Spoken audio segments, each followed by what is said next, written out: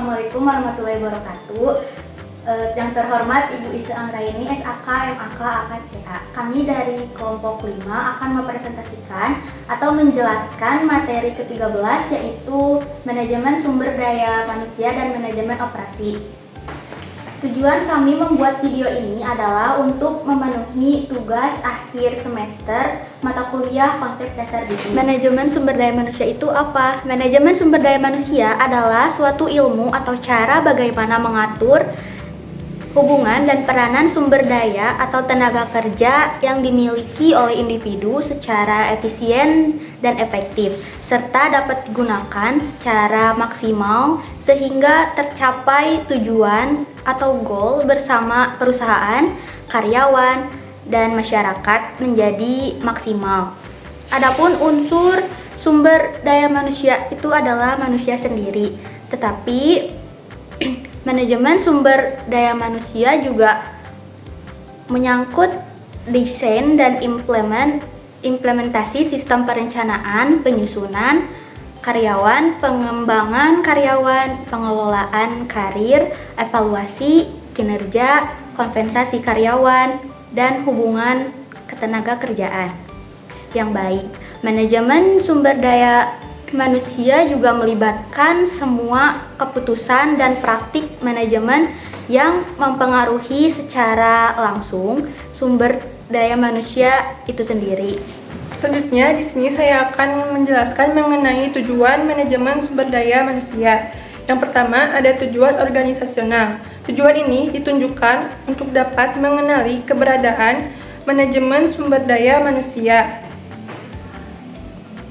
dalam memberikan kontribusi terhadap pencapaian efektivitas organisasi. Selanjutnya, yang kedua ada tujuan fungsional. Tujuan ini ditunjukkan untuk mempertahankan kontribusi departemen pada tingkat yang sesuai dengan kebutuhan organisasi. Selanjutnya, yang ketiga ada tujuan sosial. Tujuan ini ditunjukkan untuk secara etis dan sosial merespon kebutuhan-kebutuhan dan tantangan-tantangan masyarakat melalui tindakan meminimalisasi dampak negatif bagi organisasi. Yang keempat ada tujuan personal, yaitu tujuan yang ditunjukkan untuk membantu karyawan dalam pencapaian tujuannya, minimal tujuan-tujuan yang dapat mempertinggi kontribusi individual terhadap organisasi. Selanjutnya, yang terakhir ada tujuan personal. Tujuan ini ditunjukkan untuk dapat membantu para karyawan dalam mencapai tujuannya dengan minimal tujuannya mempertinggi kontribusi individual terhadap organisasi. Selanjutnya, fungsi utama manajemen sumber daya manusia. Yang pertama, ada perencanaan atau planning, yaitu merencanakan tenaga kerja secara efektif dan efisien agar sesuai dengan kebutuhan perusahaan.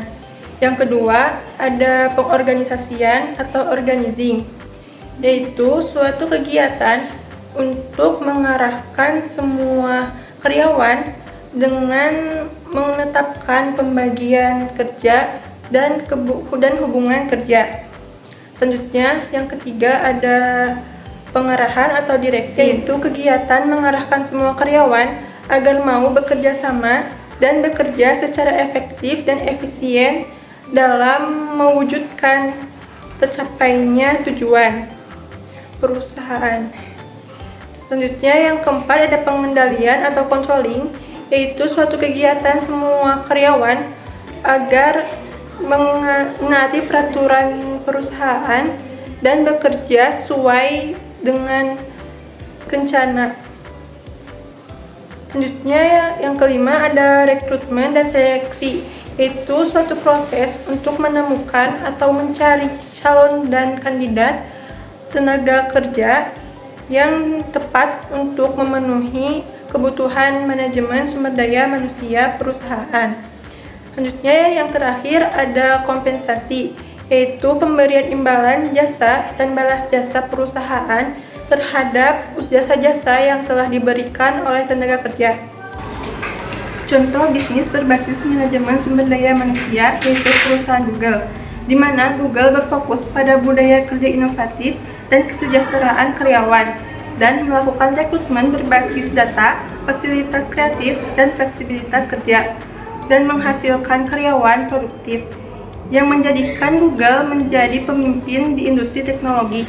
Pengertian manajemen operasi adalah pengelolaan proses produksi barang dan jasa dalam organisasi untuk meningkatkan efisiensi dan produktivitas, dan bertugas untuk merencanakan, mengorganisasikan, mengarahkan, dan mengendalikan kegiatan operasional dalam suatu organisasi. Fungsi utama manajemen operasi: perencanaan operasi, menentukan tujuan operasional, dan merencanakan proses produksi, pengendalian operasi, mengawasi proses produksi, dan menyelesaikan masalah yang menghambat efisiensi, pengelolaan rantai pasok, mengelola aliran bahan baku hingga produk jadi, dan mengoptimalkan hubungan dengan pemasok dan distributor. Manajemen kualitas: menetapkan standar kualitas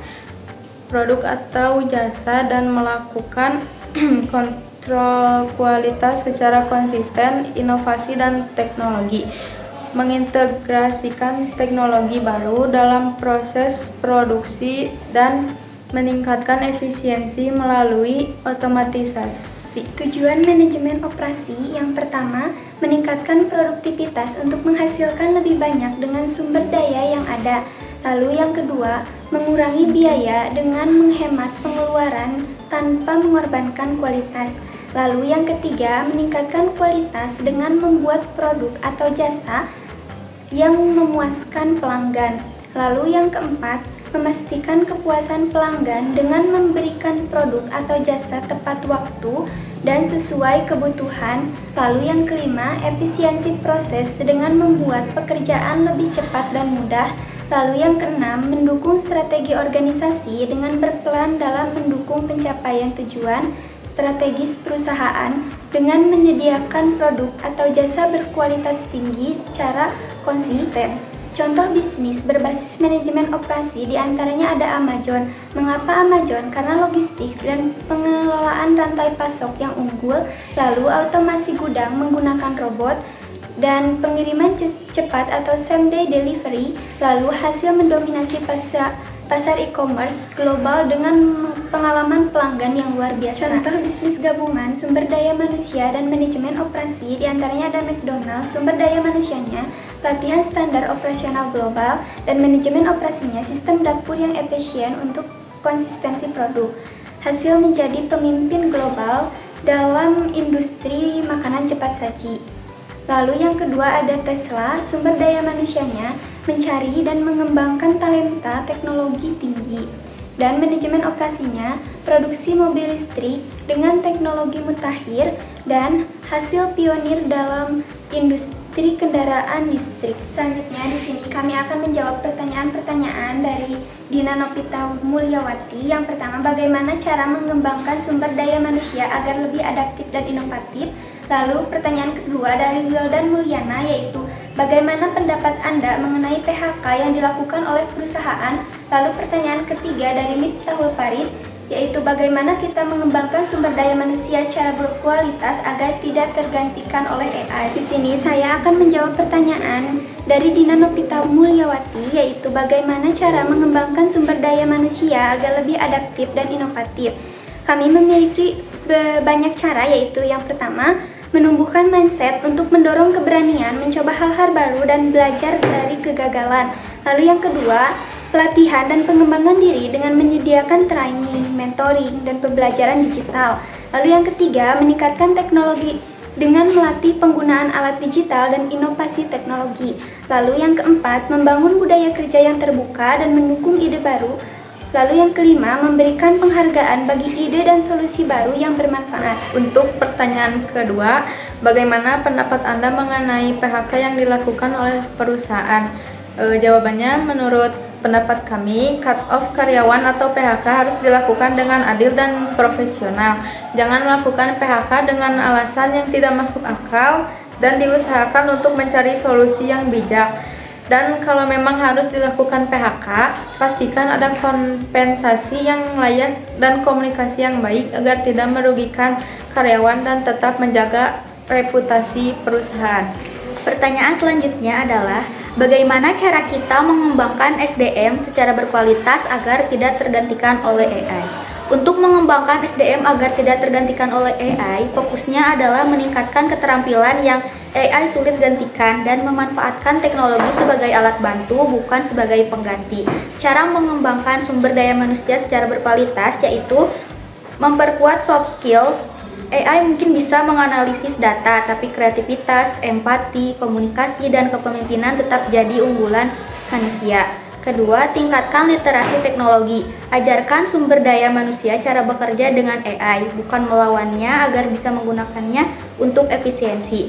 Yang ketiga, mendorong problem solving dan critical thinking. AI bisa memberi data, tapi manusia yang mengambil keputusan dan strategis.